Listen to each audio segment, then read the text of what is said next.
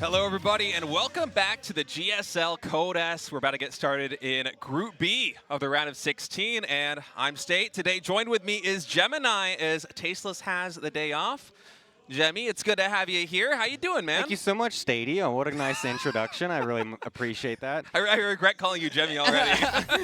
Yeah, no, it's great to be here. I did a GSL way back with Artosis one time. It was super fun, and I'm just honored to be back again. It's a real privilege. Yeah, and it's going to be a really fun day, too. We got two Protosses in this group alongside Dark and Bunny, so we can flex your Protoss skills a little bit here. Get some of that analysis in, and so far it's been a pretty interesting start to the season. Group A was a banger. If you guys missed that last week, definitely go back and check out that VOD. And, you know, coming here on this new weekly format every Thursday just keeps on trucking along. And all this extra prep time these players have, I think we're in for some good games today. Yeah, no, I'm just really excited. I mean, like you said, there's two Protoss players, so I'm very much excited to see that, of course. I mean, Dark is looking like one of the best Zergs in the world. And then Bunny is also just this player that always has these super exciting games. He plays super action-packed, super just like really fast, essentially. He's like a really fast player, just always in your face, and so it's really fun to watch any of his games. Yeah, Bunny, I feel like, has quietly been one of the best Terran players in the world for the better part of a decade, going back to, I think, 2017. Bunny has always been in Code S, more or less. He's always vying for top 16s, top 8s, top 4s. Just a little bit overshadowed by the other players we have. And, of course, if you guys want to come down to the studio, if you're here in Korea or making a trip out to Korea, this is the on-site viewing guide. You have to buy your tickets online. And it's good to get them early, although usually the round of 16, it doesn't sell out. We don't have too many people showing up to the crowd, although I'm sure they will slowly fill in as they usually do here on Thursdays. Get those tickets early, come down to the studio. 6:30 p.m. KST is when we go live. Make sure you bring your identification, your mobile ticket, and if you have any trouble getting in there with the mobile ticket, I'm sure the people out front can help you. Yeah, it's just the tickets also go live at 5:30 p.m. KST the Friday before the live match, so make sure to try and get them right at the start whenever you want to come. And of course, we are crowdfunding a significant portion of the prize pool, carrying on from last season. Of course, losing some publisher support. If you want to support the GSL, support your favorite players, your favorite esport, you can buy Star Balloons there on Africa TV or go to patreon.com/GSL. You get some really nice perks too. I think, what is it, the $10 tier, I believe, gets you replay packs. Yep. Even the qualifier replay packs as well. So not even just the main event. So you get plenty of them. It's super awesome. But yeah, we've got a total of $48,000 already raised. It's actually kind of insane considering a lot of money. We just started March. It's the third month in. Yeah. We're almost up to $50,000. Yeah, that's a lot. $80,000 in total going to be going to GSL Season 1 and Season 2 prize pools, and we're already halfway past that mark. It's good. I mean, the amount of community support, not just here for the GSL, but across the scene in general. I know the Korean StarCraft League, which is a community fund org, also has some pretty substantial support. You know, fans going in, helping support the Korean scene of players. It's fantastic to see. Yeah, no, I mean, it's great. I mean, you know, the more that we have, the better, for sure. But today, I'm really excited as well, though, to be doing some more GSL, and I'm just really hoping that these games end up being really cool because, I mean, who doesn't want good StarCraft, Stady? I think we're in for a pretty good treat, I have to say. Dark absolutely on paper the favorite to advance from this group, I think. I can't really imagine a world where he doesn't advance out of Group B, and we were talking about this even before we went live. I feel like if... Even a 0.1% chance. Yeah, I mean, you would have to be able to see into like every foreseeable future and then choose exactly the situation that leads to Dark. Like maybe he gets food poisoning the night before, he doesn't get any sleep, he stays out all night drinking soju. There's a mosquito constantly flying around his head on the stage, and he can't focus for his life. I feel like even then, all those things combined, Dark comes in today, and he is still going to be the favorite to advance from this group, as Marwin should advance in first and second place on last Thursday in Group A. Here in Group B, of course, Dark, Stats, Classic, and Bunny. Dark absolutely the favorite. I think Stats a little bit of a dark horse coming in. Let's see. 저는 그냥 좀 꿀조 만들고 싶어서 혹시 비조 하고 싶으신 분 계신가요? 아무도 없지 그렇게 말하면. 오늘 예선 꼴찌로 뚫은 변현우 씨. 저희가 뭐 영호가 뽑아주면은 저도 괜찮은 것 같은데요? 현우 씨 보고 싶으신가요? 아니요. 재선 씨. 저 아니야? 끝나러 왔어? 아, 너 어떤 놈이 동원이 형 뽑아가지고 와. 인수하는 거야. 인수가 나 살려준 건데. 아 그럼요. 혹시 대엽이 형 뽑으면 무슨 종족 뽑으실 건가요? 어떤 종족을 원하니? 테란이면 좋은데 딱히 상관없어요. 아 그래 나는 토스 뽑을 생각이었거든. 서 누구 있지? 아니 그냥 뭐가 좀 알잖아. 아니 뭐 몇 시간 동안 지금 그냥 아무나 뽑으면 되지. 아니 분량 너무 챙기는 거 아니야? 세선만 하고 안 돼. 아, 와, 어렵다. 저는 그럼 대엽이 형 뽑겠습니다. 지금 토스들 중에 보고 있는데 준호나 도우 형이나 현우나 저희 조에 들어오고 싶은 사람 있는지 좀 의견 좀 물어보세요. 네, 뭐 영호는 싫긴 한데 또 대엽이는 할만하다고 생각해가지고 원래 토스는 올라가려면 토스 뽑아야 되거든요. 저는 딱히 가고 싶지 않아서 도우 형 뽑아주시면 좋을 것 같아요. 네, 저는 A조 존버 중이고 대엽이가 같은 조 아니면은 제가 많이 알려줄 수 있어서 와. 아무거나 드리겠습니다. 결정했습니다. 그러면 저 도우 형 뽑겠습니다. 오. 다 뽑히고 싶었는데 말을 안 들어줘요. 재선이랑 현우 중에 생각 중인데 지금 저는 재선이 형 추천합니다. 왜냐면 서로 이제 괜찮을 것 같아가지고. 도영이 테란전 워낙 잘하시기도 하고 제가 도영한테 약하거든요. 제가 가면 질 것 같긴 한데 도영 좀 높이 올라가셨으면 해가지고 뽑아줄게요. 재선이는 그냥 100% 거짓말을 하고 있는 것 같아가지고 심하긴 한데 그냥 재선이 뽑아서 이기면 될 것 같아서 재선이로 뽑겠습니다. 제가 봤을 때 제일 괜찮은 조인 것 같고 그래도 재밌을 것 같아요. 아, 네, 저는 뭐 좋고요. 대엽이 형이랑 이제 카톡체에서 연습을 굉장히 많이 했는데 제 마음을 잘 읽고 계시네요. 아니 근데 그때 카톡이체 때 연습했을 때 대엽이 형 왜 이렇게 잘하시지? 그러면서 하는데 막 그러면서 분명 그런 얘기를 했던 것 같은데 도균이 형 때는 좀 말이 다르네 명우야.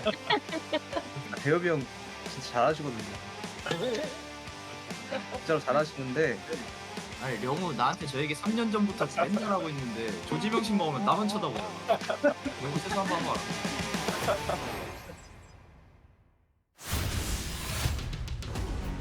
Okay, that's a lot of fun. I love how we have these nomination videos to see exactly how the group is going to shake out. Dark picking Stats there, Stats picking Classic. Not too much of a surprise for me considering Stats' PvP as of late has been his best matchup by far.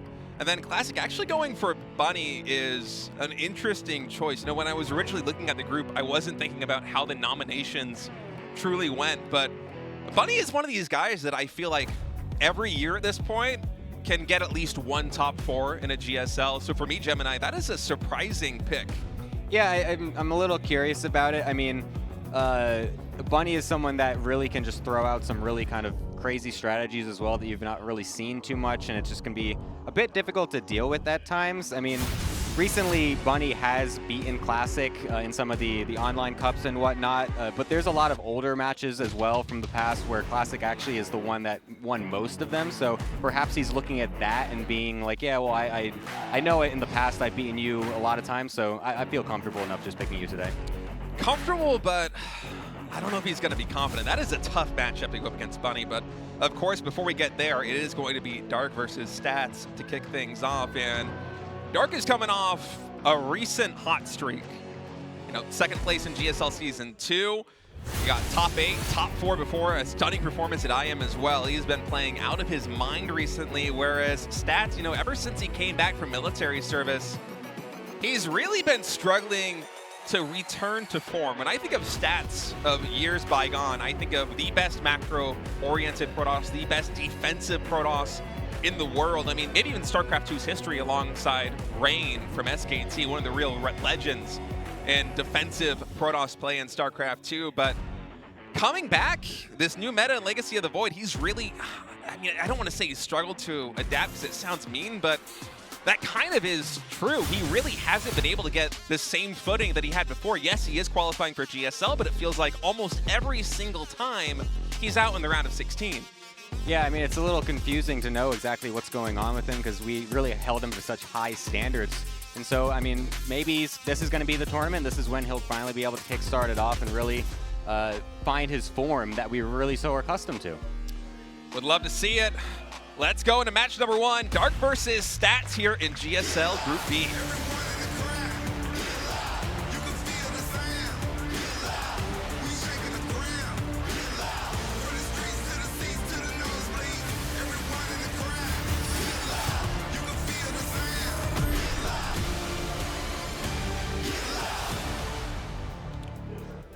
All right. Spawning down to the bottom right, the blue Zerg Dark. I almost forgot that we're doing the introductions this season. Yeah. We don't have the voice, so it's a little bit late on that one. Stats, top left of the Protoss. Luckily, it's not a mirror matchup, so not too confusing. Oh, but God. That'd be rough for the throwing you in for the first one. It's a mirror match. You can't even remember what's going on. Yeah. My goodness. I do love the new like player intro like cards or whatever they're showing at the start of each match. They look very nice. Oh, yeah, I feel like the graphics this season are so much better than they were in the previous seasons of GSL. I mean, we stuck with that chains theme for like the entirety of 2023. That's true. And that is true. Every season, me and Tasteless come back to the studio, we would go into rehearsal, we would see the chains again and be like, oh no, it's back. But no, the art team really did a fantastic job this season. So, you know, if that's the trade-off for not having the player introductions, I will take that. Yeah. Well, going into this match, like you were saying before, I mean, Stats is someone that is, in general, not been playing up to snuff compared to what we were used to him before he went to the military. Since coming back, he's had a really tough time. Versus Dark especially. I mean, Dark is one of the best Zerg players that we have in Korea, but Stats himself has only won a single match against Dark in professional play, like broadcasted matches and whatnot, since returning, and that was all the way back last summer. So this is something that Stats, I mean, he might be on the back of his mind just a little bit, and just knowing, like, I mean, how many times am I going to have to keep playing, and how many times am I not going to be still playing to that level that I'm so used to? Yeah, especially coming here in GSL and effectively having this entire season's tournament life on the line here, because it's not going to get too much easier from here should he lose to Dark. This is a very well-rounded group with both Classic and Bunny waiting in the wings in that next match. And even coming in here in terms of preparation, Dark is a hard player to prepare for because he has such a wide range of builds. I feel like oftentimes when I am watching Dark play, it's like I'm watching the SOS of Zerg, because he really comes out with some zany strategies. He is not afraid to go for proxy hatches. He's not afraid to go for Nidus all-ins. Sometimes you watch his first-person view when he's playing, say, in an IAM. And mechanically, I mean, obviously he's one of the best in the world, but you compare him to Cyril, and mechanically, no, he does not seem as good. His build maybe isn't quite as tight, but he just has such a good read on the game, especially the late game and the strategic elements of StarCraft 2, that he is a really terrifying opponent to go up to in a best of X series. So I'm curious what Stats is going to go for here, and it looks like just standard vanilla Oracle opening here from the Protoss. Yeah, I'm curious to see what he's going to go after this. You know, if Dark was really the SOS of Zerg, I feel like we would see, like, you know, proxy hatch in the main, and then like Cats would. Yeah, no, the crazy he would do a dropper lord to get the drone into the main base as well, you know, and then on top of that he's making a hatchery, but then he makes a Nidus Storm next to the hatchery anyway to get even more reinforcements in. That's until he does that, I'm not calling him the SOS of Zerg. Okay, so I'm just gonna put that out there. I mean, Zerg doesn't have quite the same range of cheese as Protoss does. I don't think it has to be It's that about extreme, thinking enough, but State. They have to get more creative. The big brain Protosses are not there. Wow. First Oracle is going to come in. Unfortunately, not really getting that much done. Losing a lot of HP on that as well. That's hull damage, not shield. That's not really what you want to be going. He got actually 0 there. I thought he got at least 1 for a second. No, that was unfortunate too, because the Spore Crawler of the main base wasn't even done by the time the Oracle got in. It was just a really unfortunate path there for the Oracle. Ran into the sight lines of 3 separate queens, took a ton of damage. Now he's going to come in with a second one, take more hull damage, go down to about 60% HP, and he only gets a single creep tumor for it. So value, man. That's value. Not the end of the world, but as far as things go here for Stats, I have to say, it's not feeling great. He does have a third Oracle out on the map, so he will have some presence. This will allow him to take that third base a bit more greedy than you would should this absolutely be a disaster where you lose the first Oracle, but he's only been able to find 2 drones in total, and usually at this stage in the game, you'd expect Protoss to get 3, maybe 4 to kind of pull in to about an even stature with the Zerg. So not the end of the world, but Stats certainly playing on the back foot here. Yeah, I mean, I think it's not, yeah, like you said, it's not the end of the world. It's not going to spell the end of this game for sure, but on the back end of it, we've got the Blink transition, which is totally standard from the Protoss player. He's getting a lot of extra gateways as well, though, without an extra Forge with that Twilight as well. So I'm curious if he's actually going to be going for some earlier Blink pressure, which usually you would have it combined with the +1 as well to just kind of, continue yourself into the later stages of the game. But I'm not even sure exactly how much. It looks like he's only got about, I think, 6 gateways, which is not even really that much if you're going for some sort of early 3-base all-in or anything. So I'm kind of curious exactly what Stats' plan is here. But Dark may be the one that be striking first with a couple, I think it was Queens loading up into that Dropper Lord to get sent across the map. So he's the one going to be going for a big Ling Bane Queen attack onto this third base. And Stats is going to try to meet him in the middle with all of the Queens inside. Luckily, all of them do drop out, though, and that's going to be a big relief here for Dark. Yeah, that's a big Link surround, but I don't know if there's going to be enough surface area. Oh, the Queen's coming in yet again, able to pick off 2 Oracles right out of the gate. So that's a lot of DPS gone here for Stats, and with reinforcing Lings about to flood across the map. Oh, this is a very precarious position. You see Stats now scrambling. He's going to try and warp in more Stalkers, throw down shield batteries, and he hasn't even seen the Banelings just yet. But, oh, you got to be careful, Dark. Those Blinks, if they come through, this could be a really dangerous proposition lifting up. And this is kind of interesting because, like, at first it really looked like Stats was getting completely surrounded and overwhelmed, but this is actually now buying him some time to get some shield batteries up because he had no idea this attack was even coming in the first place. But now that the Banelings are finished up here, it's obviously going to be much more difficult for him to defend against this, and the probe line could also get extremely annihilated here, especially with that giant wave over on the right side. The Blinks behind the mineral line are going to have to be perfect. Shield batteries getting targeted by some of those Banelings to really prevent the Stalkers from getting healed by the batteries, but none of the Stalkers are even dying, it feels like, and now all that's left are these Queens. Stats can now aggressively bring Blink forward. This is looking like an excellent hold. Yeah, Dark might have overplayed his hand a little bit there with that opening attack as Stats now blinking forward, picking off even more Queens, and this has been a surprisingly well-executed hold there from Stats. I thought Dark really had him up against the ropes, but Stats just able to play surface area behind that mineral line to perfection there. You see the units lost have 1,500 more resources lost there for Dark. And that doesn't even tell the full story because in terms of probe losses there for Stats, very little went down. It is currently 60 probes to only 47 drones. And Dark isn't even really macroing behind this. Yes, he is throwing down an evolution chamber, but the fact is he lost so many Queens, he lost so many Lings. He doesn't really have the flexibility to just drone up willy-nilly right now. He has to make some units.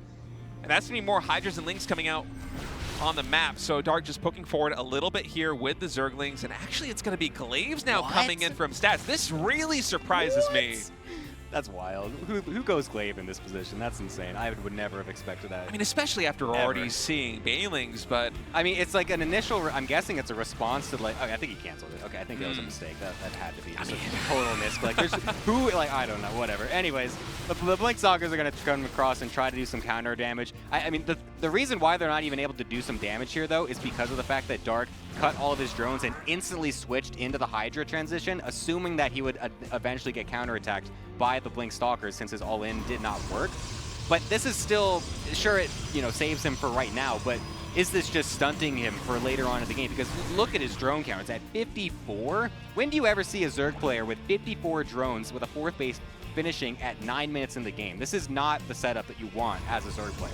No, this is certainly plan B after the opening attack failed there for Dark. And one thing that Stats historically has been really good at is playing defensively from an advantage, and that is exactly where he's at right now. He was able to deflect and parry the first attack there from Dark, and now he knows that he's in a pretty good position economically, so he's going to be taking this 4th base. His High Templar count is already up to 6, and should Storm complete, I'm really wondering what Dark is going to be able to bring to the table in terms of aggression, because the way this game is going right now, I kind of feel like if you're Dark, You have to try to slow it down and wait for stats to make a mistake attacking into you. That's why he's going into lurkers right now, because they're very supply efficient. They're very good at holding down defensive positions. And should he be able to get Hive Tech done with, potentially some Vipers and all those high-level lurker upgrades, then maybe he will be able to stabilize and get his drone count up to 80 or 90 with an additional hatchery. But the path to victory here for Dark, barring some huge misplay by stats, is going to be dragging this game out and finding significant value with spellcasters in the late game. Yeah, if Dark wants to win this game, we are seeing at least a 30-minute game right here. 30 minutes? He's been behind this entire time after that all-in has failed. His only strategy at this point, his only tactic, is to sit behind Lurker Viper. There's nothing else that could possibly work for him right now. He cannot go across the map and just try to end it with a big Hydra Link Bane Swell or something like that. We already have carrier transitions coming out for stats, so the time for a Lurker push as well is also dwindling, and it's not like his army is obscenely larger than his opponents either to make that a possibility. So the only thing that Dark is really hoping for right now is, like what you said, that stats makes an overcommitment. He goes too far, doesn't realize that the defensive setups for Dark are still fairly solid, because lurkers are just kind of, very good in this type of position, especially in the hands of someone like Dark, who is very good at these really scrappy late game situations. So it's really up to him now to be able to just sit back, wait for the Viper lurker to fully come into effect, and make some incredibly efficient trades. I just kind of glimpsed the production tab. Stats right now producing a mothership. Spicy. Yeah, something we haven't seen. Give me a recall in the main. Give me a recall in the main. Do it, Stats. Do it. I dare you. First two carriers coming into play right now. And just going back to the point you were making earlier, Joe and I, about the end game here for Dark.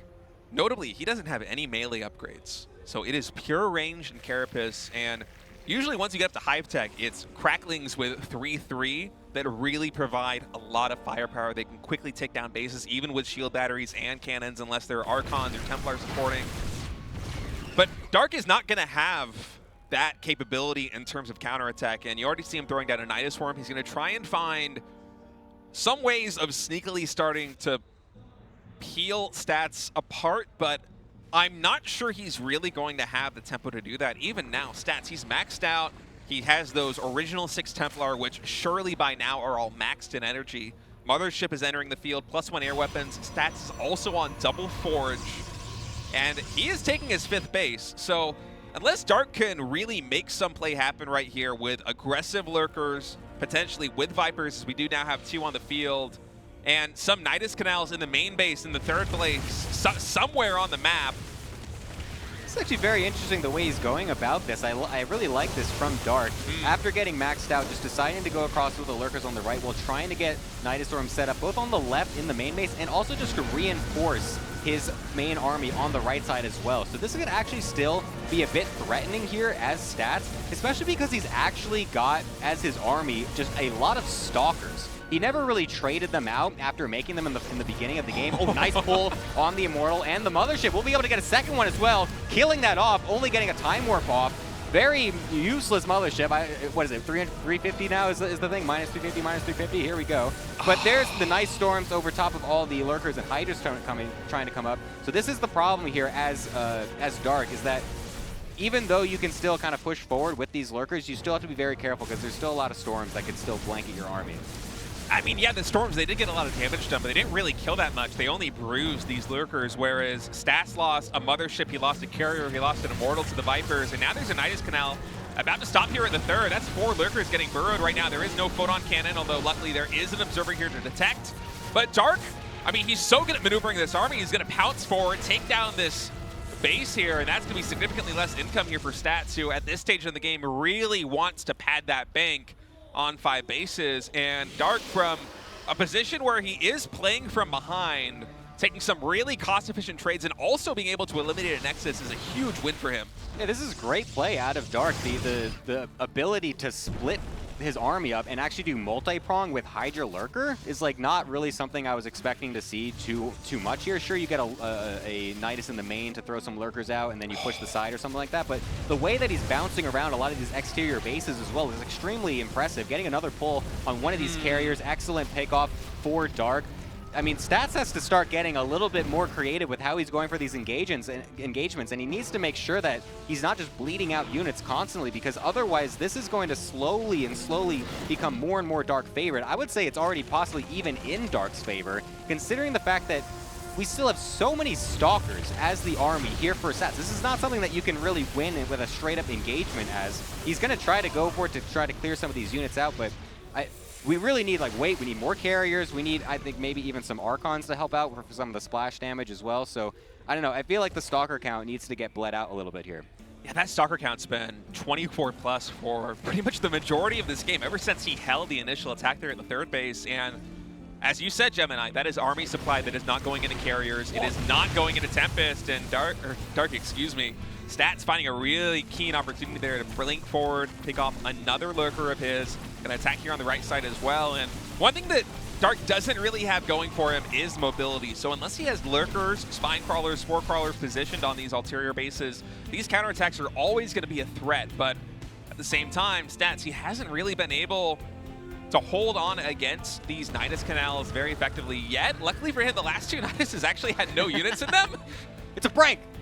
I'm just putting the Nidus there, expecting that there might be units coming out. There's not actually anything there. Nicely done, Dark. Very cute move. I mean, I honestly think that might be part of this, because you see him move forward with those Hydralisks. Like, you know, maybe Stats is overreacting to this and pulling too much of his army back, but yeah, no, I agree with you. I think it's actually a pretty decent play. I really like this by Stats here now, though. Seeing that the Hydras are so out of position on the right side, trying to make use of that Nidus distraction, moving with his main army with the Immortals and the carriers on the left side. Now that he's got so many Immortals with these carriers, it's really helping to bolster the army, and you can see that now he can really make use of that and push through these positions and force Dark back on his side of the map. I mean, but Dark is still just being so consistent with these Niduses, it's going to still make it very difficult for Stats to get anywhere else on the map here.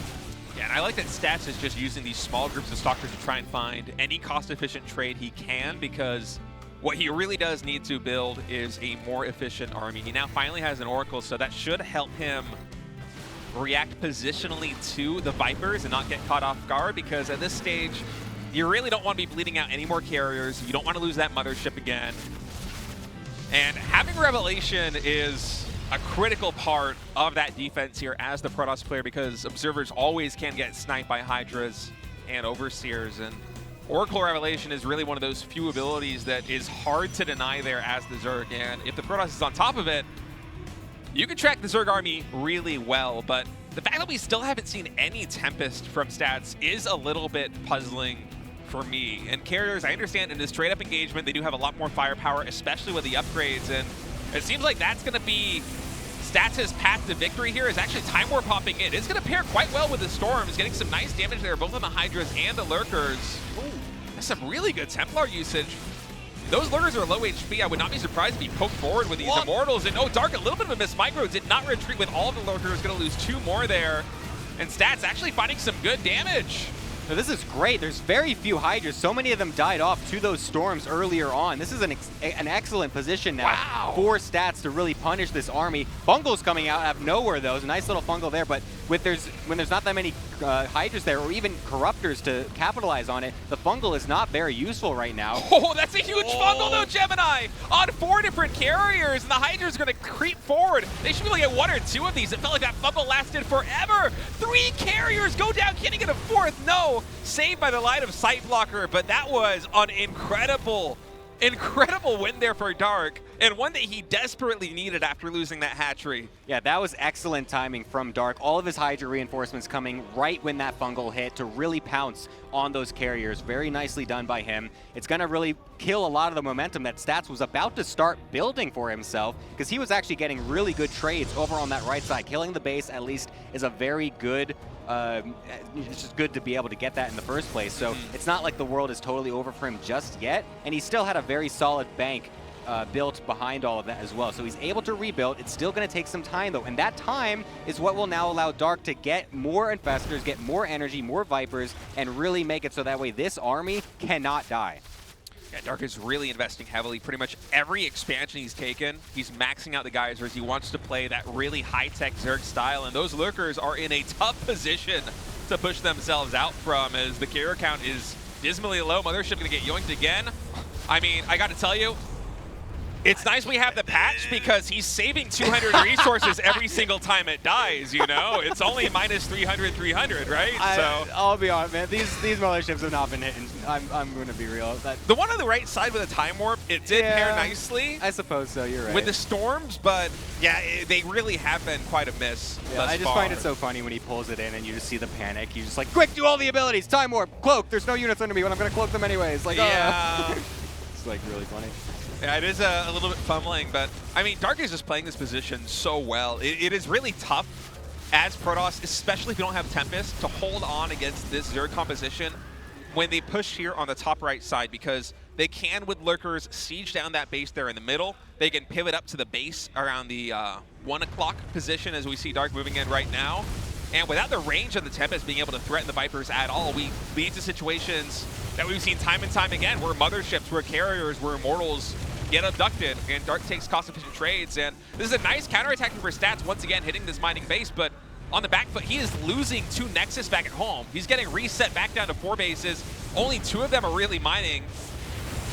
He needs a very cost-efficient trade here, but looking at his army, how do you really engage into these Lurkers, again, without Tempest? I feel like he is missing a part of the puzzle here in terms of composition.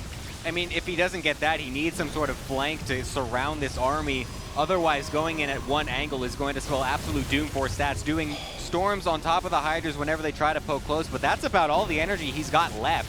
There's not anything to be able to really actually kill the army unless these carriers can get on top of the Lurkers while the Hydras are out of position, which is what he's going to try to go for. The time warp on everything is also excellent. Kills the Nidus Worm before everything gets in. It's a ridiculous engage out of Stats, out of absolutely nowhere. That was exactly what he needed. Dark had no overseer with his army. There was no detection. The mothership, its cloaking popped. And I gotta say, that mothership right there was worth all of the 3 motherships. I was about to say the same thing. We finally got it. The mothership hit. Oh my God, an excellent engage. Something that we've been really, that's the kind of stuff we've been waiting to see with that mothership buff. That's the kind of engage that we've been looking for. And Stats capitalizing on it so heavily here. His carrier count is getting pretty high at this point. Oh, nice Viper yoinks as well. Oh, lots of them. Getting so many of those units in, kind of forcing Stats' hand here to commit to this fight. Actually, was this a total misplay out of Dark, because now all of a sudden everything is dying on the ground as well. Yeah, I think he might have bit off a little bit more than he could chew right there, as the Hydra count was not plentiful enough to deal with all those carriers. At the end of the day, a relatively even trade, and that storm on the right side and the bottom. Just killer there for Stats. Playing a really nice macro game, and this is his element. This is where Stats shined in the past. It's where he's shining now. If he can get to this stage in the game where he can have a maxed army and control it and find keen engagements like he did right there in the natural expansion, Stats can still hang with the best of them, and he's proving it right now against one of the best late game ZVP players in the world. Yeah, this move right here by Dark as well is something that's really going to be keeping him in this game any longer, is that he's trying to go for these random little lurker counterattacks behind the mineral lines. Anything to stretch Stats thin at this point is something that he needs to do, because if he just lets Stats continue to dictate the pace of this game will be ending. And Stats is someone that, when he knows he has the advantage, he's going to be able to capitalize on that in the most efficient way that he can. And I mean, Dark has been doing an excellent job this game, doing all of these little counterattacks. Nidus is everywhere, moving with all the Hydras, the Vipers, and the Infestors. He's been doing an excellent job of that. But it's going to be getting much, much more difficult as this time goes on here. And here we go into one more fight.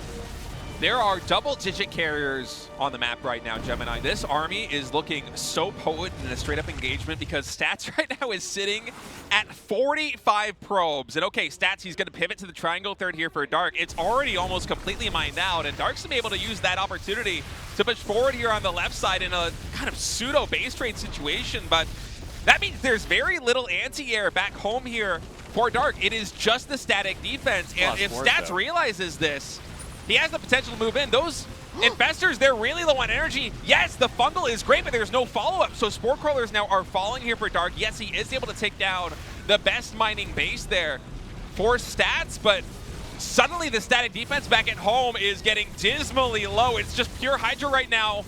There's very little spellcasting energy. I feel like Stats doesn't quite realize how up against the ropes Dark is. He has those 27 Hydras, 3 Infestors, no Vipers, and the Infestors are completely out of energy.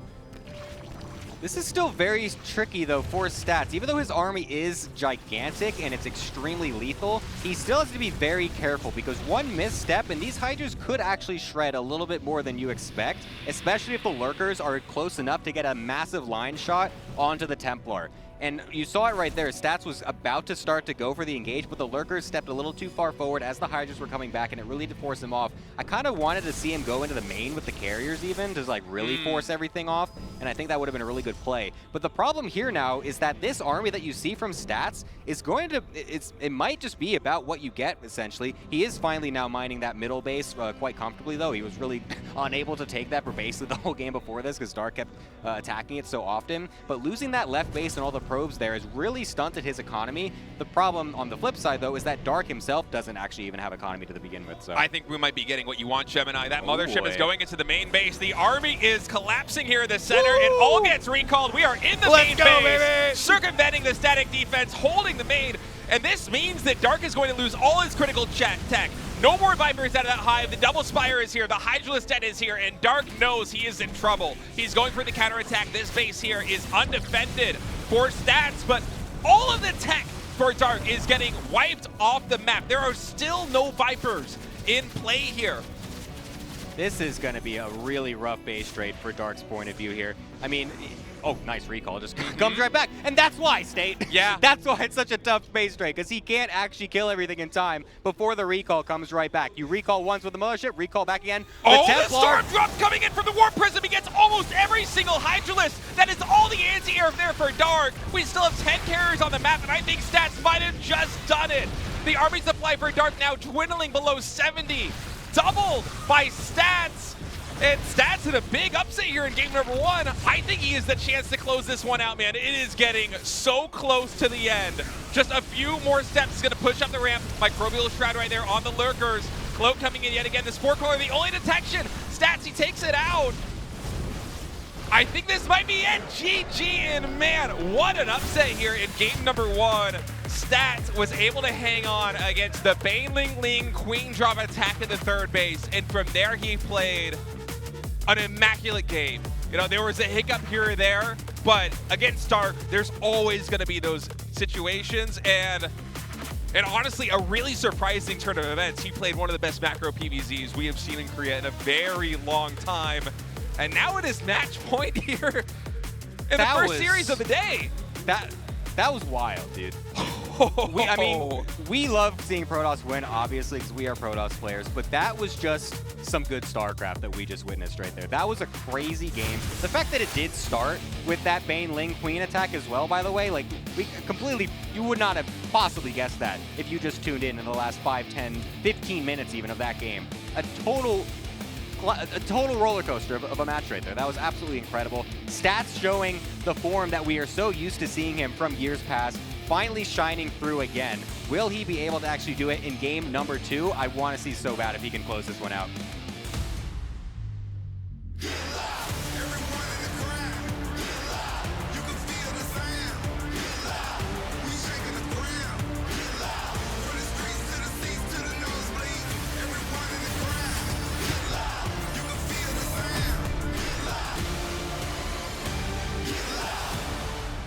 Dark, the blue Zerg in the bottom right.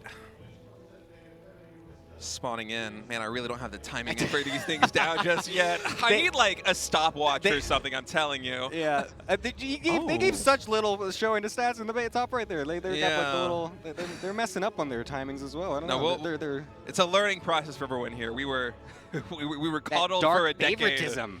Yeah. Oh, finally made it to the GSL Life Goals. Ooh. Welcome, everybody. So good to have you here. Life Goals indeed. Excellent. Best casters. Tasteless scratched out. Oh, man. Get him Love out of to here. see it. Get Tasteless out. So, Gemini, we have a gas first opening here for Stats, and this is something that I don't see too often in PvZ. This is not something that, I mean, I have been playing a fair bit on the Korean ladder recently, and this is not one of the builds that I really like to experiment with. I'm wondering, do you have any insight into why Stats might be going gas first here as opposed to what we saw in game number 1 with a more standard, gateway into Nexus, into Core, and then slowly working up to that first Oracle? Yeah, so the reason behind this is essentially just variety, because when you go for the gas first style, it's actually scoutless as well. The efficiency of it is that you go for gas first with still a normal gateway and nexus, but it just gets it just slightly faster, and you get that gas income slightly faster as well. So you can get your tech going a little bit quicker, and it's a bit of a gamble, sure, because you're not scouting at all, and if they're going for an early pool, then that's kind of that.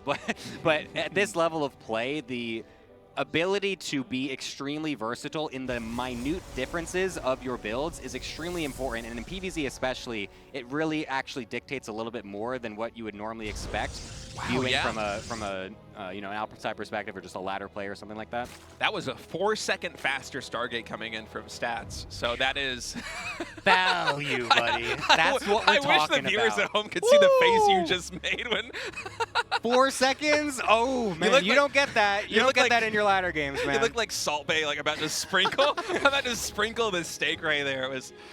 Oh, that's the efficiency, man. That's what you need at the pro level, all right? 4 seconds, it doesn't sound like a lot, but that's 4 seconds earlier that Oracle starts, 4 seconds earlier that it finishes, 4 seconds earlier it goes across the map, 4 seconds earlier the spore's not ready. That's right. I mean, if we go back to game number 1 even, Dark in the main base did not have that spore crawler in time. It was really stats taking kind of a inefficient and perhaps slightly unlucky route going through pretty much every single queen on his way to the main base and not finding any damage. That's not the Protoss experience. I don't know what is, man.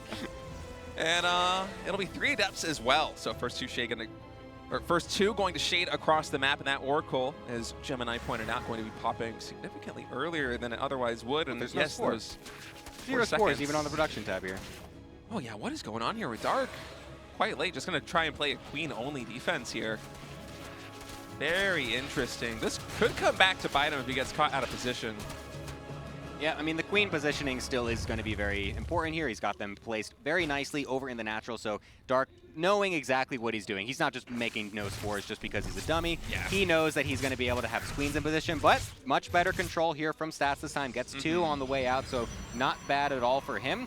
And, I mean, still not bad for Dark either. So sure, we hyped it up. We were like, oh my god, this Oracle's going to get 50 kills. But, that's how it goes, essentially. It's just to get a nice quick little thing here to get a few extra drones whenever you can. The Ling counterattack could be a little bit problem here because there's no battery ready. There's no battery, but there were only a handful of Lings there on the bottom side. So the surface area not going to be quite what Dark wants it to be as soon as those Lings get cleaned up. And that's going to allow Stats with just a couple of Warpins to effectively trade out efficiently there on the third base. And Dark behind all this, he's not droning too heavily just yet. Roach is coming down. I'm wondering if he's going to get aggressive again. It does kind of feel that way. I want to see what the next round of units is coming out of the Zerg player. Yeah, it does feel, I was going to say, it does feel a little weird with that Roach Warren coming down. It feels as something is on the cookbook here for Dark, and it is going to be those queens yet again. It's a small map. Oceanborn is one of our smallest maps here. Luckily, great scout here from Stats to throw those Adepts randomly in the middle of the map, something you don't normally even do in the first place either. Very on top of it for Stats here. I really like that play. Gets a massive heads up. Is he making batteries behind this, though? Did we see any? No, he might actually just be forfeiting the third base, which surprises me because the Forge. Like that. Yeah, it's an interesting call. Actually, coming in right here where the Oracle is going to go straight for the Spore Crawler. He will trade out 1 Oracle for this, but he will be able to deny mining there at the second base. And also the third base, there are no queens back at home, really, so I'm not sure how much I like that move now. I like it, actually, because Dark can't mine from the natural to third. He's effectively on a 1-base economy with 36 drones, and so Stats now forfeiting this third expansion. It's not the end of the world here. As long as he can hold on, the batteries and cannons are coming up here in the natural. That Cybernetics core inevitably will go down, I think, so I wouldn't be surprised to see that get remade in the main at some stage here. And Stats with these Oracles across the map, look, he's just hovering over the natural expansion. Those queens, or those drones, excuse me, will get taken out eventually. Yeah, he did pull the queens back as well, knowing that the Oracles were on the other side and saw that the third base was abandoned. Yeah, I do agree with you. This is actually a good play here. Nice force field's even able to trap one of these Ravagers. Plenty of batteries to walk back to, so he's not under any threat from those Zerglings either. Yeah. And, I mean, yeah, it's an excellent strategy considering the fact that he knew he was going to sack the third in the first place. It felt like for a second, like if he just puts the Oracles across the map, he's losing one to the Spore, all the energies are wasted. Maybe Dark is able to just kind of bust through anyway, and then that extra Oracle energy would have been really good on the defense, but using it to actually deny the economy for a little bit while Dark was already going all in, well, you know, semi all in, dedicated pressure, as we like to call from Zerg players, you know, it ended up being totally fine. And at this point, though, now I really want to see how this continues, because Dark didn't actually commit. That's a very smart play out of him, knowing exactly what stats is playing and knowing that, okay, if I commit here, it's going to be the end, and I'm not going to bother with that. I'm just going to come back home and see where this goes. It's kind of an awkward situation that we don't find ourselves in very much, because Zerg, as you said, they did not really trade out their army, so not much of that early investment in military was lost there for the Zerg player, but on the other hand, they did lose mining from the natural and the third base for the better part of a minute, possibly even more. So it's kind of this funky situation where there was about a minute period where Dark on his two-base economy effectively had double the income of the Zerg. But then when the Zerg pulls back and Stats goes to retake the third base, it's suddenly a three-base economy versus a two-base economy for another minute. And from there, I feel like we almost equalize. If I came into this game right now and I saw, you know, 68 drones to 61 workers, three-base Protoss to, you know, a three-base Zerg taking a fourth, it looks relatively normal, except for, of course, the third Nexus not being quite done just yet. But even an the 8-minute supplies, third? Holy moly, what's that cooking over here? Yeah. And a Nidus network coming down for Dark again. So he's going to go right back to the aggression with Swarm Host. And this is not Dark accidentally pressing the A button once when he selects his larva. This is actually a Swarm Host play here for Dark. But I'm wondering how much this is going to be able to get done, because if I'm not mistaken, we still have two, or at least, yeah, 3 Oracles out on the map. Link Stalkers are, you know, plentiful as well on the Zerg side of things, and Dark is really committing. He's really committing to the Swarm Host. 12 Swarm Hosts in production. There isn't much other army on the field for Dark except for those few units he made at the start of the game. He's just now beginning Roach production. And there is potential for Stats with these Oracles, if they have high enough energy, to pair that with Link Stalkers and actually take some favorable trades here against the Swarm Host. So let's see how this goes. Usually the first attack with a Swarm Host is going to be the most critical ones in terms of setting the tempo here. And we'll see if these Locusts can get a lot done. Those Forges and that Twilight Council are prime targets. Charge will get denied, potentially even +2 unless the battery is overcharged, and no, it is not. That's a strong play out of Dark to get as your first Locust Wave. Sure, you really would love to get in and just kill, you know, 15 probes or one-shot the Nexus or something, but those are very critical upgrades here for Stats. You really need those to continue and prolong yourself into the later stages of the game. And this is where it gets really annoying as the Protoss player, because sure, the first wave is done and you might kill that Nidus Swarm, but then that's when the army is actually maxed as the Zerg player, and they are fully in your face with both the Swarm Host Locusts and the Roach Ravager army. And this is when it becomes really difficult to know, how should I split off my army? How do I actually defend against this in the most efficient way? Yeah, Stats hearing the Nidus Swarm, but not getting there just in time with the Oracle, so not getting any significant pickoffs right there. A little bit unfortunate, as the fourth base will inevitably be denied. Oh, actually, not even a cancel there on that, so that is a painful loss. I like this little blink move through the middle of the map to try and cut off these, you know, the Niduses whenever he can, just always blinking and finding the avenues. I love these single little DT run-bys as well. This is an excellent play out of Stats to just continue to pull the aggression away and just give him time to get the Oracles on the map, get the Blink Stalkers on the map, deny these Niduses from getting up. Nice reaction there as well to be able to warp in to kill this one. So Stats is actually playing this fairly well. There's not been any super critical damage, I feel like, but Dark is still absolutely not done with this type of style at all. He's going to continue to go for it. He's getting the Lurker Tech transition behind it as well to make it so that way his army becomes extremely difficult to actually take a good fight against. Yeah, and the standing ground army here for Stats, with the exception of Storm, is not very formidable. We have a handful of sentries, and actually Dark is going to try and pounce on this position. Good force fields to start things out. Biles eventually will cancel those, as these Stalkers have to get back to the shield batteries. The Storms, these Roaches, they are very badly bruised, but not that big of an engagement there. And even these Locusts coming into the natural expansion, they aren't getting too much done. Yeah, the static defense and a couple of gateways, some pylons will be cleaned up, but another meaty Storm there for Stats. And you know, this is one of the reasons why that army supply is a little bit disingenuous in terms of telling you what is going on in the game, because Swarm Host, Roaches, Ravagers, these are not supply efficient units, especially the Swarm Host. When those Locusts are not being used in the straight up fight, if they're being danced around on, suddenly that is a ton of army supply that is just straight up not being used in fights at all, and that's why Stats here in the middle of the map is able to parry these attacks the way that he needs to try and stabilize. And now we see him teching in and really rounding out the splash damage. He already has Storm with 4 Templar out on the map. Now he's adding in double Robo Colossus production as well. This is, yeah, I really like this from Stats. He's being so active with these Oracles. They're doing so well at actually killing off a lot of these Nidus Worms, and then wherever those are, wherever those aren't, that's where his main army is. This is, again, a pretty, just not that great, honestly, Swarm Host play from Dark. This one not really getting any kills. Kills like a battery or something. Like, this is not the value that you normally see with this type of strategy. And like you were saying before, an excellent point is that, again, yes, when you're looking at the supplies of this type of style as well, you essentially have to remove like 20 to 30 supply from the actual maxed army, because that's essentially all the dead weight of the Swarm Hosts there, and the rest of it is Roach Ravager, which is also not something that we consider to be the most supply efficient thing ever. But this is going to be an excellent position here for Stats potentially, as he's denying this Swarm Host. Could have been a lot worse there, but nice reaction there from Dark.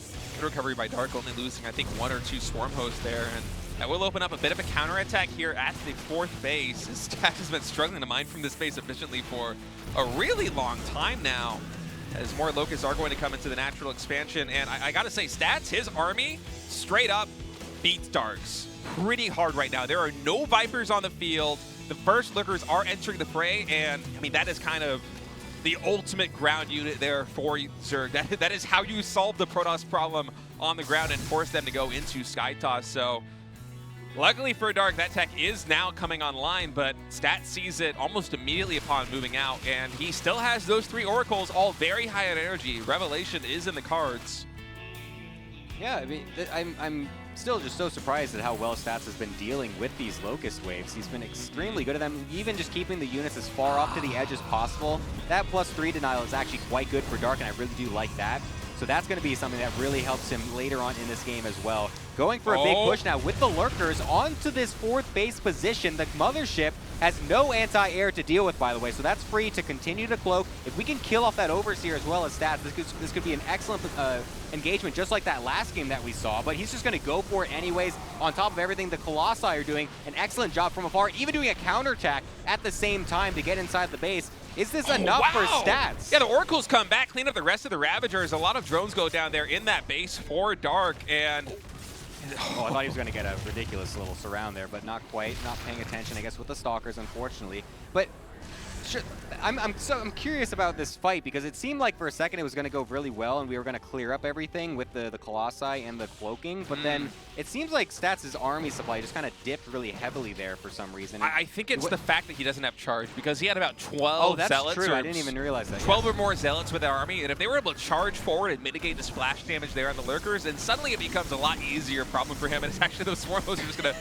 piece right back out into the Nidus Swarm.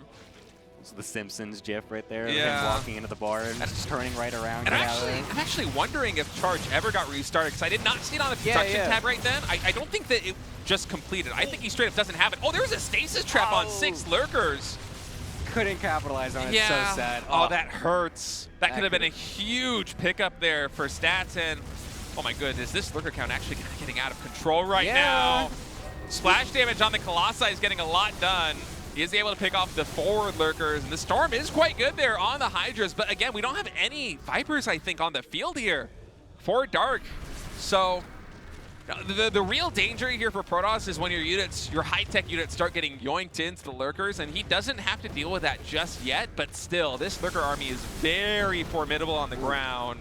That was a good Storm on some of those Lurkers on the side, but the thing here as the Protoss player is that we've been actually denied this 4th base for quite a while. So I was about to say, it feels like our late game switch, we got the scout off onto the Lurkers quite early, but it feels like we don't really have a late game army yet. We don't have a lot of carriers. We finally have 3 coming out right now, but I think the gas income has been quite constrained here from Stats. I like this move as well on the left side. Killing off one of these bases is excellent, but losing this 4th base again, still not mining gas at that natural ever since one of those Swarm Host hits came in as well. He's got very little gas income. Look at the difference as well on the bottom. It's 1,700 gas coming in for the Zerg per minute, where Stats is barely going over 500. You need late game gas for this Protoss army to actually trade efficiently. This Lurker count can get really problematic. Yeah, there's no way he can really switch into Sky Toss, which is the answer to lurkers here for stats. His economy simply can't support it. So he has to find some way to get a effectively miracle engagement on the ground if he wants to finally defeat this Zerg economy. But this is a really low eco game, kind of like game number 1 once we reach the mid game. It is 55 drones to 62 probes. Stats is effectively on one mining base because the natural is half mined out, the third base is half mined out, the main is almost fully mined out. Another excellent stasis trap there for Stats, but very soon we will have Vipers joining the fray here for Dark. And if he is able to catch even a couple of these really high-tech units for Stats, they are not going to get replaced. As you said, Gemini, the gas income is pretty much non-existent. Those Colossi are dangerously far forward. I would not be surprised to see one or two of them get abducted. And yeah, that's instantly taken out. Oh, Swarmos, what are you doing? Go ahead, do something. Okay, nice. Getting those locusts off there before they get jumped on. So that locust wave not doing too much, but it will distract the army at least and force force stats away and get Dark on top of this Nexus. So if he can snipe this again, that would be so good for Dark. He absolutely needs to continue to constrain. Sick Viper feedback right there. That's actually huge. Going to allow Stats to really continue to cement this position. And the carriers now, even getting on top of some of these lurkers could be very good for him, but unfortunately the Nexus does get taken out. Dark getting a nice another move here. This is exactly what he needs to continue to constrain Stats and force this gas income to, he just can't get enough gas to get this army going. Yeah, he's double expanding right now to the 12 o'clock and the 1 o'clock positions as Dark continues to creep forward here with this lurker ball that is hard to stop for Stats. And this is not your typical lurker ball on the ground. This is 143 army supply lurker ball. And yes, 9 of that is going to be with a swarm host right there, as they are still trying to cause some He just got the here. gas back. No! Oh, that's true, yeah. No, he just finally remembered and it's gone again. Oh, so sad. I mean, even if Stats can somehow defeat the standing army for Dark, he has the Remax to deal with. Dark with almost 5, he got the maybe whole base. 6. I mean, that base is pretty much almost completely Yeah. mined out. But yeah, the gas income getting needed. lost. Oh, this does hurt. This is brutal. So I mean, Dark doing an excellent job though. Like let's not take it away from him at all. This has been an excellent maneuvering of this mid game. After the initial attack being a little bit awkward with the abandoned third base and all that, nice storms going off in this army, preventing Dark from getting past this line of sight blocker. A lot of those units are quite low, could easily get one-tapped by some of these carriers so if they eventually get on top of them. Nice Hydra positioning on the right side as well to force the army away. Dark always on top of this, splitting the opponent's army as much as possible in a way that you'd normally expect a Terran player almost to do it. He's doing it with Hydras and Lurkers. He's doing an extremely good job of, look at this, Stats' his entire army just got pulled over to the right side. His entire army is in between all of the bases for Stats. He needs to dislodge him from this position. Dark, he's sieging down the natural and the third base right now, and with Stats' army completely on the right side, he's not going to be able to get the surround that he needs unless he potentially recalls into the main base and tries to come back down, and instead he's going to go for the engagement. Good feedbacks on the first 2 Vipers. There is still one with almost full energy.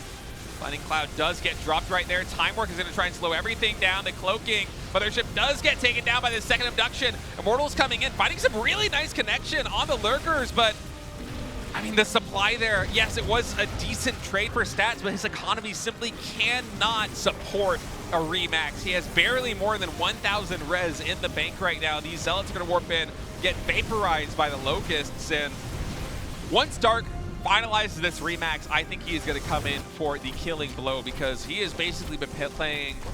I mean, you watch Maru play a TVZ into like an exhaust game where like the Zerg can only take half the map or one less base than half the map and he wins that way.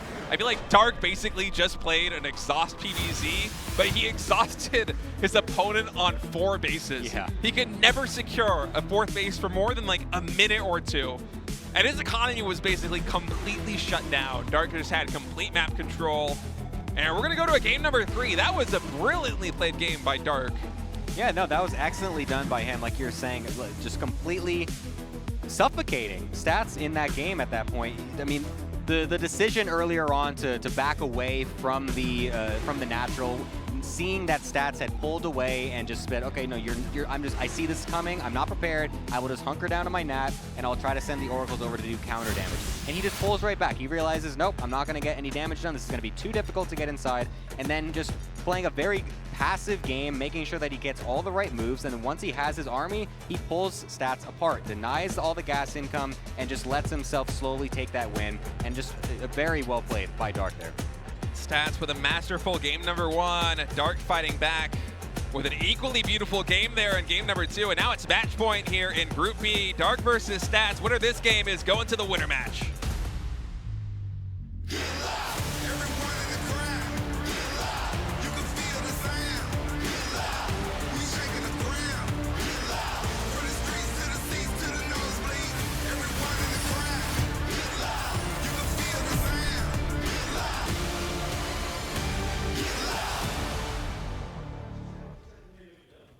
I'm almost considering just not doing it. I was about to say, should we do some good old Casker chicken? See if anyone decides to introduce these players or not. Did we even get a look at Stats' base there? We went right to the natural. I feel like, God, there, this observer. Well, no, it's just because it's completely. It's a different meta, right? We're in a different meta of observing. It truly true. is. Yeah, It truly point. is. And Stats went for it. I think that was the faster pylon. 15 pylon into setting that probe across the map to get the hatch block there. Very the nice natural expansion. And wow, I mean, really an exciting series thus far. Not what I expected. Coming into today, I love Stats. He has been one of my favorite Protoss players to watch for a very long time. But I gotta say, coming in, I thought he was going to get outclassed here, but in game number 1, he played a really outstanding macro game after deflecting the opening attack there from Dark.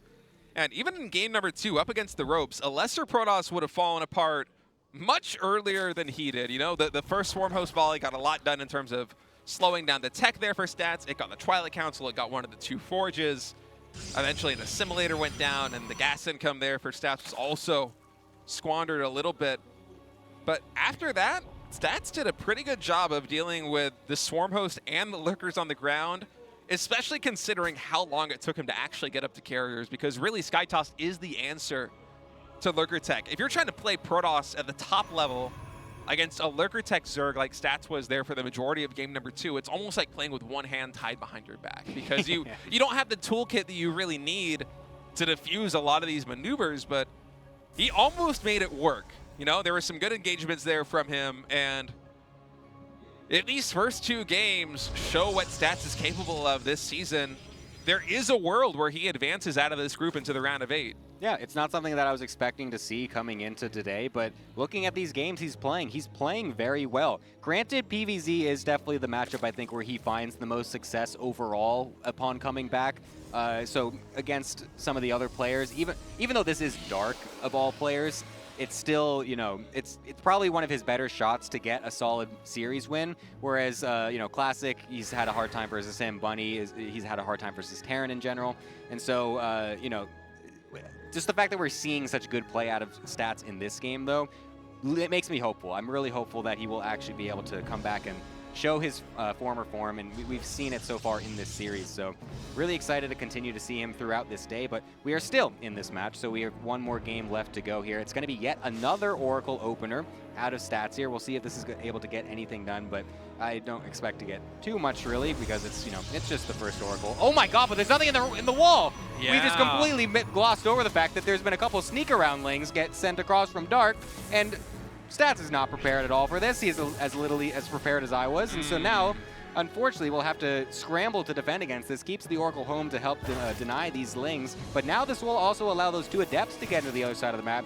Does Dark have enough lings back at home? It looks like he does, so he will be able to deny them for now, but these 2 Adepts could still get a little annoying.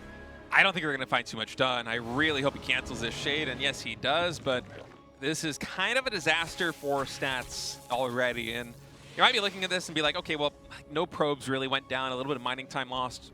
Is that really such a big deal? But the critical problem here for Stats is that he spent basically all of the opening energy on the Oracle to kill 3 lings that never should have been in his main base to deal with. And in addition to that, Stats, his whole game plan has been revealed, and luckily for him, it's about as standard as it gets. Even these Adepts are going to get caught here in the middle of the map. Oracles are going to try and come and save one of them at least, but Shade completes. Actually, let's see. He's in the natural there. So that might have been an accidental shade, but it's actually going to get a drone. Might And get now it two. also allows these Oracles to go to the Hey. third base. Hold up, wait a second. We're getting 6 drone kills out of nowhere suddenly. Possibly more as we still have no queens at this natural base. Scratch all that we just said. Stats gets the best opener he's had all series. I'm kind of flabbergasted at how this one's shaken out. Dark finally here at game number 3. The delayed Spore Crawlers finally caught up to him, and that's what happens if your queens are out of position. But that was just kind of such a wonky opening to start things out with the Lings getting in the base, and then the first Adept getting caught in the middle of the map, and then it seems like even Dark lost track of exactly where that shade was. That flipped on its head so fast. I've never seen something so crazy like that. That's so ridiculous. What an amazing early game out of Stats. You very rarely see so many drones getting killed off, and Lings as well, in these early game PvZs. It's like, you know, it's so mapped out essentially at this point in the StarCraft's you know, longevity. It's like, yeah, okay, it's like the Reaper opener. They tussle a little bit. Maybe a drone dies. Like, whatever. That was 9 kills. That was solid. Now he's got 3 still with energy. He could still get more. Solid opener. Yeah, that was fantastic. I almost feel like it was fate that those 4 Lings got into the main base. StarCraft gods are like, Stats is supposed to win today. Quick, make Dark not realize where the Adepts went. Yeah, I mean, it is kind of funny the way that one shook out because, you know, Stats, the one time that things go a little bit awry for him, and in the ensuing chaos, he's able to find much more damage than he was over the game 1 and game number 2 with what should have been very clean opening Oracle harassment. He's still ahead on workers, 63 to 57. What a nice spot to be in as a Protoss. It's so rare that you get that. Oh my god, such a great position. Oh wow, Stats actually already has the Templar Archives out. That's very quick. 2 Templar are already in third base. This is one of the fastest Templar Archives I have seen in a long time. Even, I want to say, before Blink. Oh, it's Storm as well. Wow. The fact that he's doing it with Blink is so interesting. Usually you might see that with a fast charge +1 to go for some Zealot Archon attack. I love going for that myself. It's a very fun style, but like doing it with Blink as well to get super fast Storm is very interesting. It's not maybe something you normally see. Is you usually favor just more gateways, more stalkers, and then eventually charge, and then you might get your later tech afterwards. Oof, Another nice. 2 picks. I mean, these Oracles have just been so valuable here for Stats. One of them did go down at some point during there, but still getting so many drone kills. I think maybe 11 or 12 in total at this point. As Dark, for the first time in the game, is at last passing Stats in the worker count after fumbling the control early on. And you know, Stats, if he is able to safely get it to 4 bases with those early Templar accumulating all of this energy and Psystorm, that is a scary proposition here for Dark, because Stats is basically, he's paved his way through the stage of the game where he generally struggles the most, which is the early and mid game in the majority of his matchups in the current, his current skill set right now. I mean, we think back to game number 1 and even game number 2 in the mid and late game there, it felt like Stats was punching above his weight class with Dark in those late game scenarios. And if Dark can't do very much about this 4th base, as it looks like he might be eventually gearing up for attack here on 80 drones with a lot of tech, including a Baneling Nest now coming in. I am liking Stats' prospects coming into this one. He's got 2 Forges pumping, charges underway, as you were hinting at, Gemini. Immediately starting after Blink, 6 Templar, all very high on energy against a mostly Ling composition here for his opponent. Things are looking very good for Stats. This is kind of interesting, though, as the Zerg player. Dark is going for a very fast Hive with a Spire combined with it.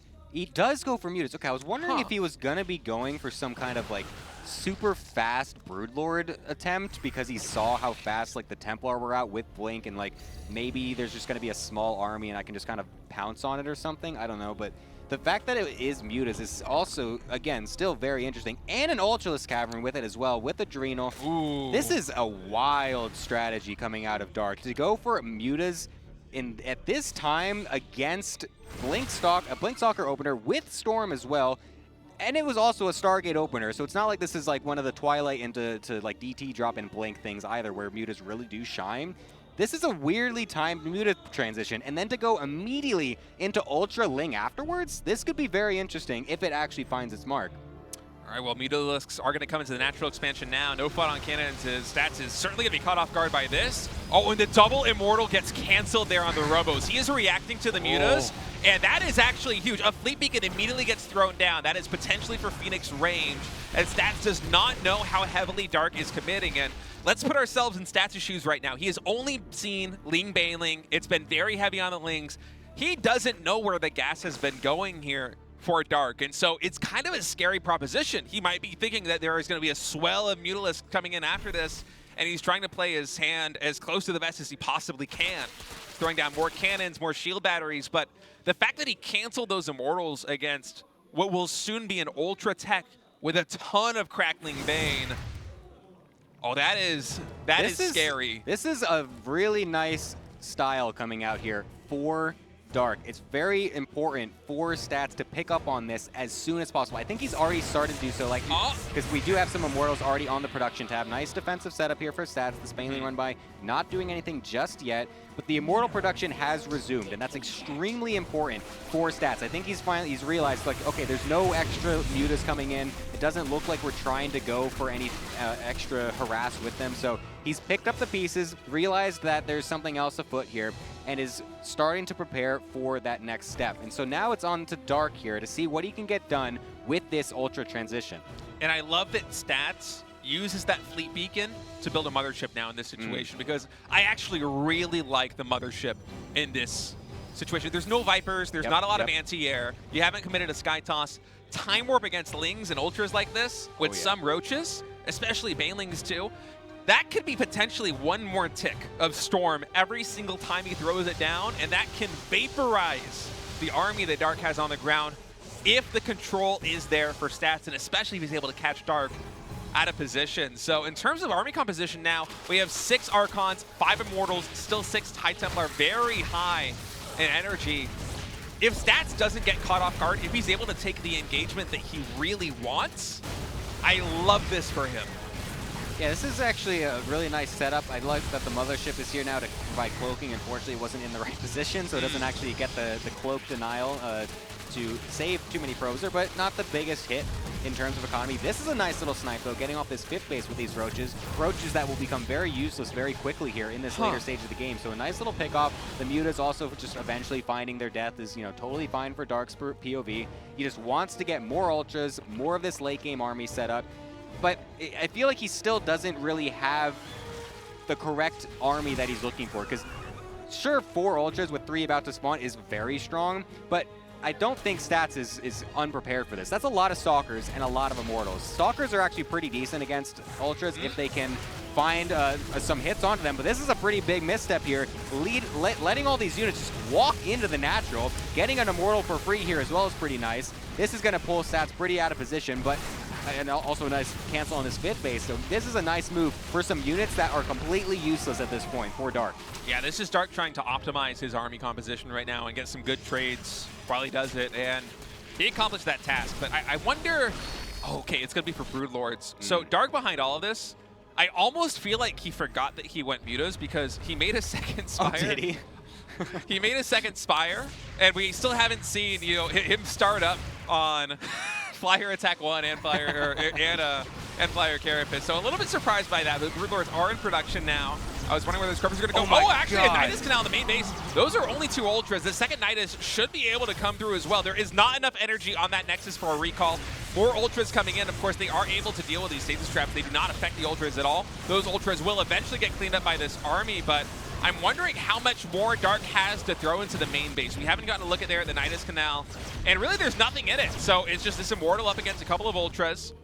Nothing else pivoting in. Eventually there will be enough energy for recall. I think we're almost at that mark here in the main base. This is the most insane harassment attack I've ever seen. What is this? Is so funny. 2 Mutas and 2 Ultras. This is like...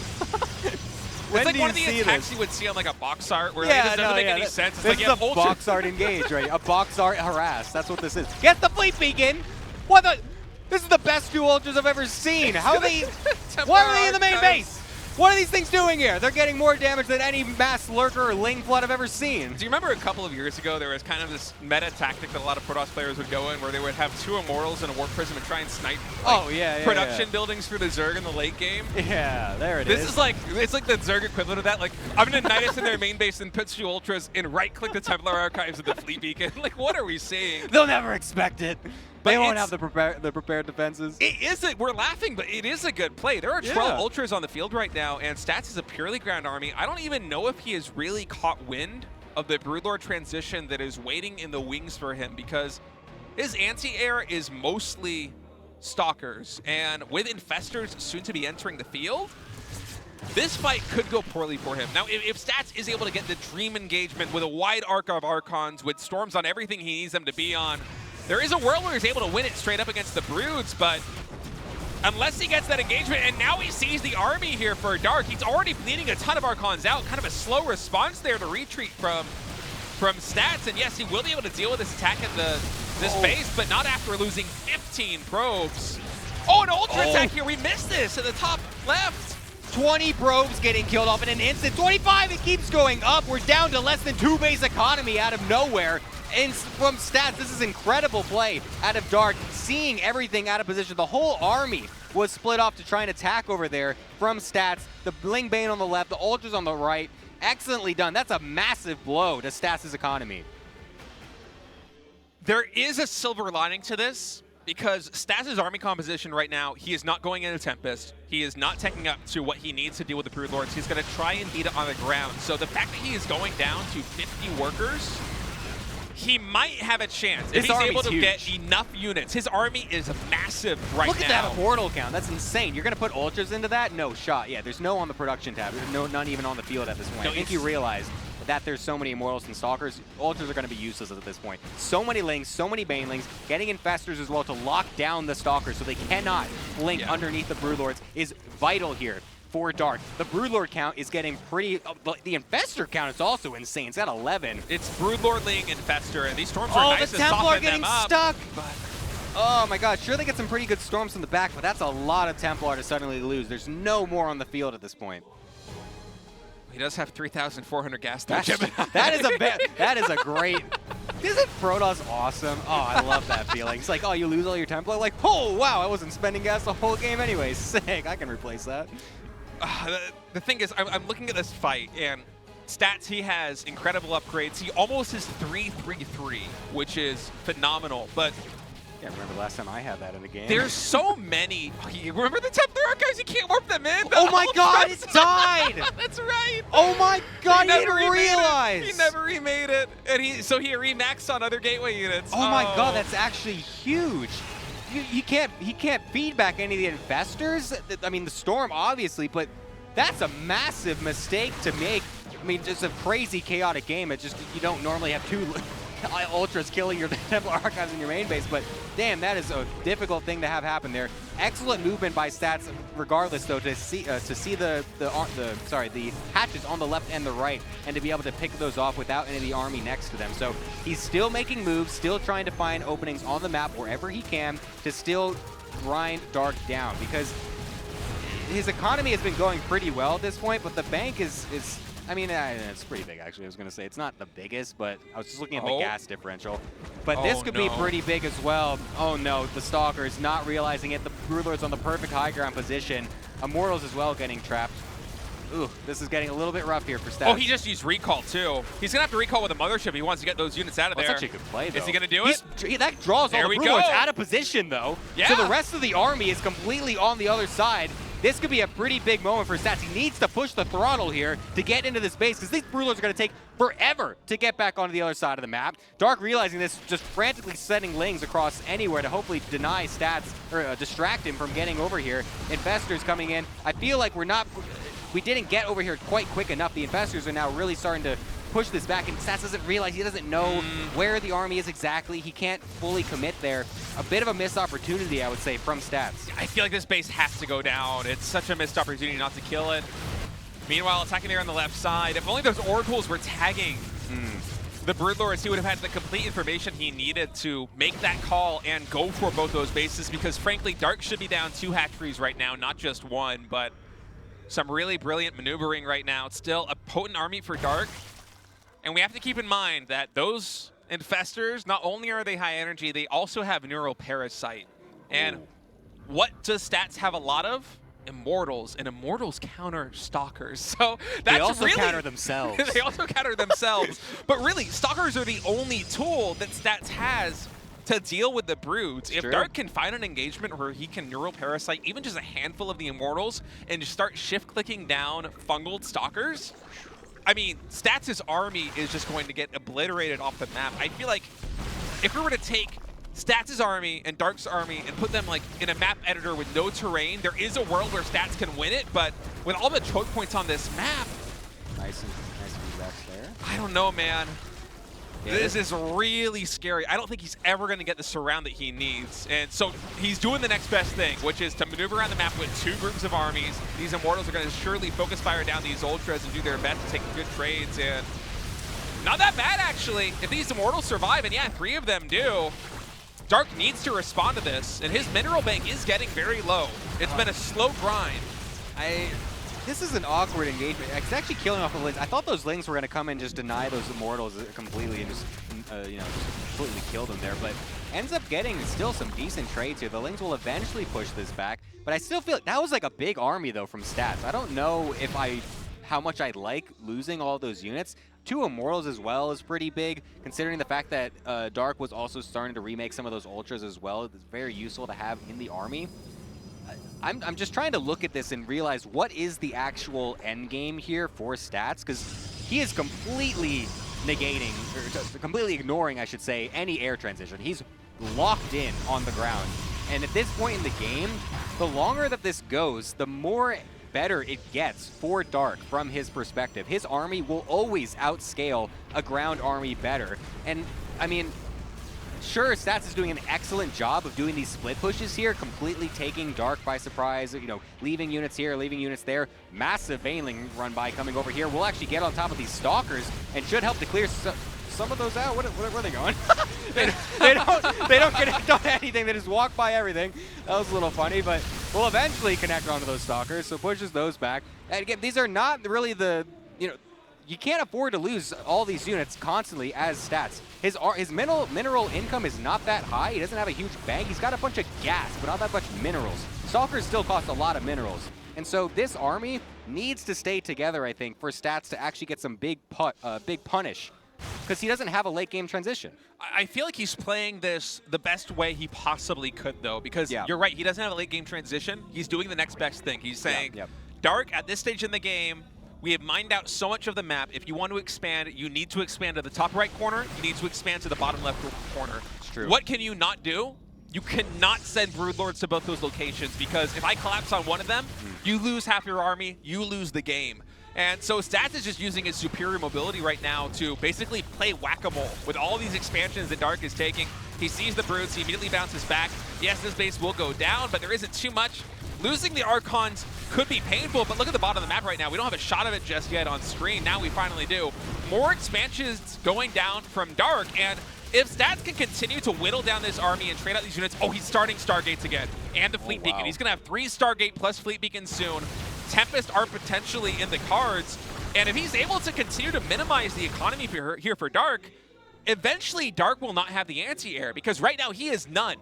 He recognizes that Stats is not playing an air transition, he's playing a ground game, and if he spends the remaining bank that he has, because his income is slowly diminishing, on just trying to fight him on the ground, and then suddenly we have 5 Tempest, Stats might win this game. I mean, it's really anybody's call. This is a huge scout, though, from Dark. That Nidustorm and some of those Lings coming into the main base right as those Stargates finish is actually massive for him, because he had Lurker transitions on the back end right there. He was about to finally switch into the full ground, be like, Stats, you're going for ground this entire time? All right, fine, I'm just going to make Lurkers, end this once and for all. He was about ready to do that, and now he sees these Stargates, and now he's fully prepared for what might come, but still has to deal with this army. The Stargates aren't actually producing right now, so this army is still the thing that needs to get dealt with. And for right now, without these Broodlords in position, you can't take that fight as Dark. Stats might be doing it, man. He just took down every single base in the bottom left corner. Dark is basically curling into a shell in the top right. And yes, Stats can't attack into the Broods, but Dark's mining, he has 134 gas per minute. New revelation! Oh, I love it. Oh, that's classic Dark late game, man. Yeah. Just any little thing he can find, just like, oh, give me that. I'm going to do that on you now. But look at the gas right now for Dark. 236, increasing by about 100 a minute.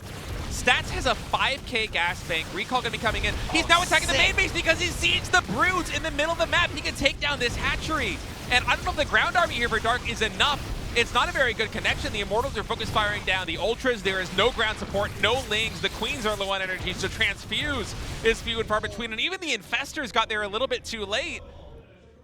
Look at those drones. Yeah, they're just just hiding. happened to scout as well, the army down there. He's just like, oh my god, don't kill me, please. Don't have an observer. Oh. These Stargates are still not being used, which is kind of crazy. I feel like after they got scouted, I think Stats is now using that to his advantage and be like, oh, look at me, I got 3 Stargates. Just kidding. Yeah. I'm not going to actually use them. I'm going to continue to go full on onto the ground here. Hydras are being trained now, and you know, a play that we haven't yet seen by Stats at this stage, because the bottom left has been so wiped out. I mean, the Zerg have just been eliminated from that corner, and actually hold that thought as Dark now finally is going to get on the offensive here with these Broods. It's a big pickoff. I don't think there is a recall available. I think their cooldown is maybe another 15 or 20 seconds left on the Nexus, so Stats instead going to be going for yet another counterattack there on the bottom left side, but to be honest with you, he can afford to lose these bases. Yes, it does suck to lose the map control and the static defense, but the mining, pretty much non-existent there, and now finally we have Tempest coming out of the map. The anti-air for Dark is 3 Queens and 1 Hydra. And technically fungal. But come on, it's like 2 Tempests. You're gonna chain fungal 2 Tempests. Yeah, right. I mean, this is getting quite scary for Dark. He's losing Ultras and Lings on the back end. Look at his supply. It's suddenly dipping so low. He can only make Lings. He's basically out of gas, and now getting the on top of all the Broodlords. What do you do at this point from Dark? This is extremely well done from Stats. This late game masterclass, essentially, of pulling apart a Zerg, better than I think I've seen anyone do. Stats economy, his tech got reset. He was forced into this ground composition, and he has played the most miraculous positional game. He's even recalling the Tempest with the Mothership, and he's going to have a recall the Nexus back at home very soon. All the tech is going to get wiped out here for Dark. Not even that he can use it, though. He's making 6 Corruptors right now, but the gas headcom is only just now coming back online. Dark might be dead. I mean, what you see is what you get in terms of his army, and his army has almost no anti-air. How's he even gonna get the Spires? Yeah, both Spires gonna get taken down right now. The Hive is gonna fall as well. 6 Corruptors. There is not a world. 6 Corruptors are gonna defend against this. He needs those Corruptors to kill these Tempests. If that doesn't happen, these Broodlords are just going to, they're gonna evaporate. They're going to slowly die. The Stalkers are gonna be able to blink on top of them as well. He's lost everything on the bottom side of the map. He's turtling up in this tiny right side corner. All he has are these Broodlords. If these Broodlords cannot survive, the game ends. This is a massive play, though, to get this. This is going to force this recall. Could get on top of those Stargates, would be very nice, but the recall is solid. That's a very good recall. It's a big cooldown to use, though, so that's going to be out of the cards for a little bit here. But it does buy Dark time. That's about what he wanted there. But it buys him time for what? He doesn't have a Hive. He's going to have to restart his lair, which I'm sure he's done already, but he has lost most of his production. He can really only make Hydras right now, and Hydras on their own without Vipers, not very good in these situations. And even the Corruptors, should the Tempest count get high enough, eventually those will get 1 or 2 shot. And even the Queen count right now is so low. I love this cloaking coming in. Of course, Fungal is going to be able to reveal these units. This is a sloppy You also engage. can't lift them up here. This is losing a little bit much here for Stats. I mean, luckily that cloak comes in. I mean, he has 3-3-3 right now on the ground, so those Archons are tankier than you might expect. And I think from this position with Revelation, again, with no Vipers to be found, only 2 Queens for Transfusion, I feel like Stats can just start chipping away at this.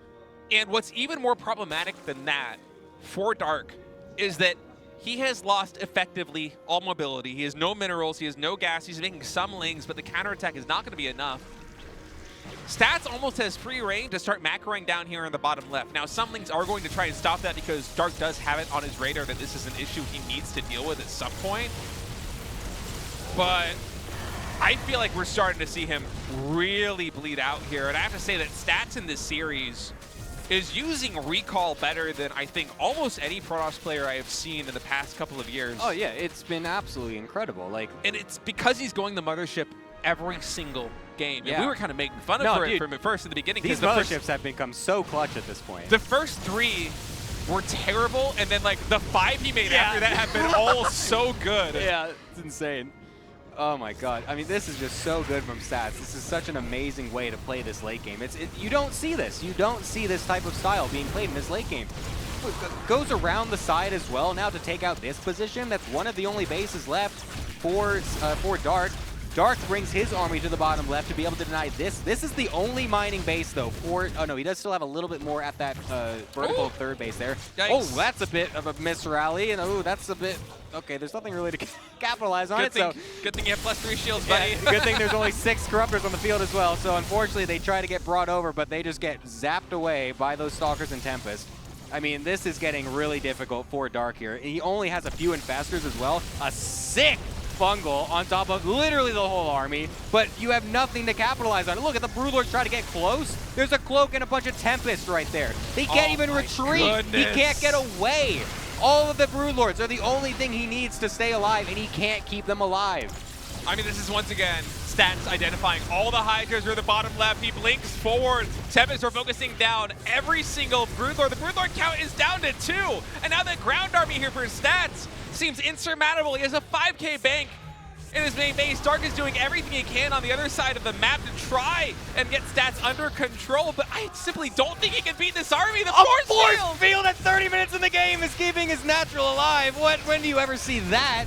Thankfully, the Ultra is able to break it, but still, that gives him some time to bring these Tempests back to relocate, get the recall off. He's not going to lose the base. The Storms off everything. Stats with the greatest PvC we've seen in the last year. I'm almost speechless. That was unbelievable late game from Stats. That is the Stats we have been missing for years. That is classic macro Stats, an unbelievable series. I think by far the best series so far this season, as Stats beats Dark in the late game. Game 1 and Game 3, put up a hell of a fight in Game 2. Look at him, he's exhausted. Wow, what a series. What a ridiculous, I mean, deserved, man. What an insane series. Absolutely incredible. I just, look at, Dark is just like, what did I just play? Like, what was this game? Like, an absolutely ridiculous series. Who plays late game like that? Just splitting all over the map. Recalls everywhere. Motherships actually getting such strong value throughout the whole game. I was almost criticizing him for a little bit there to not like go for some huge push, but I mean, just unbelievably done there. Guys, we're gonna go to a break. When we get back, Group B Match 2, Classic vs. Bunny. We'll see you in a minute.